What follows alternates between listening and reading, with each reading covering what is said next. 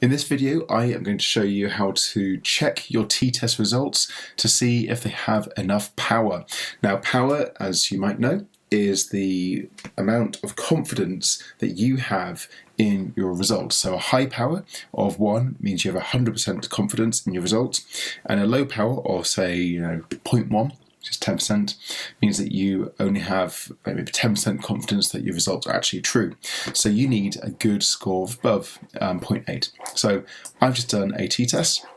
What we did is we measured people with a stand measurer, basically a very accurate tape measure, and a 3D body scanner. And what we're doing is t-test to see what the difference between these two kinds of measurement are.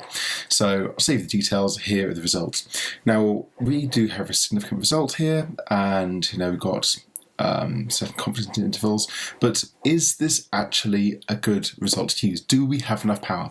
For this, I've got G-star power, which is version 3.1, and I make sure I have t-test selected, and make sure I have means different between two dependent means, which is matched pairs, because I'm doing the same people either way.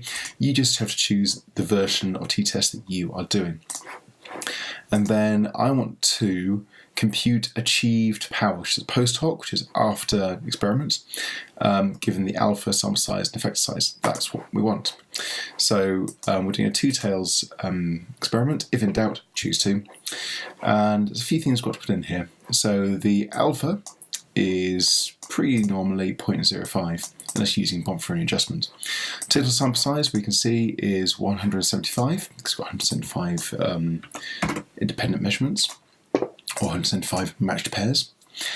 And what we need is the effect size. So how do we determine that? Well, there's a button here saying determine. It pops out, and we just put in a bit of data here. Now we see around here we have lots of information. We want the mean and the standard deviation. So the mean difference is 7.77286, and standard deviation is 4.4204. Now, you don't really need to go into such detail here, but for the sake of it, I will. And I'm going to put a minus there and click calculate. So we've now had our effect size calculated, and we can now transfer to main window. So we see the effect size is now in there. We can close the drawer and click calculate here. So we can see that we have 174 degrees of freedom. That's completely normal because we have sample size -1, and the power, which is 0.63. Now this is not good because we have not achieved a power of 0.8. We are underpowered. Now, a 0.63 means that we have a 63% certainty that our results are actually true. That's not actually very good. We want much higher. So how many people do we need to get? So let's go and have a look. We can go to a priori, compute required sample size given alpha, power, and effect size. If I click on that, you'll see that the effect size stays the same, and our power everything's been transferred over. So to determine, or to achieve an effect size of this proportion, how many people do we need? Well, let's just take this power, put that up to 0.8. Now that gives us an 80% certainty. That's our lower bound. If you want to do this perfectly, which we'll do in a second, you want 9.5, but 0.8 is good. Click calculate. And here we are. We need to have 259 matched pairs in order to achieve a power of 0.8.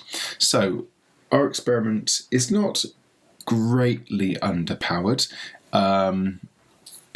It's achievable. We can go away, collect more data, then run the experiment again. Now, the thing to remember is when you run it again, this effect size will change. So just because you collect the minimum doesn't mean that you will actually achieve sufficient power in the second row. This is just a prediction. However, it's a very good place to start. So if you got to go and get 82 more people, go create more. Go and get 100 extra. Because you can never have too many in this case. You can only have not enough. So that's it. My t-test here isn't very good. got to go and collect more data, and then I can publish this with great confidence.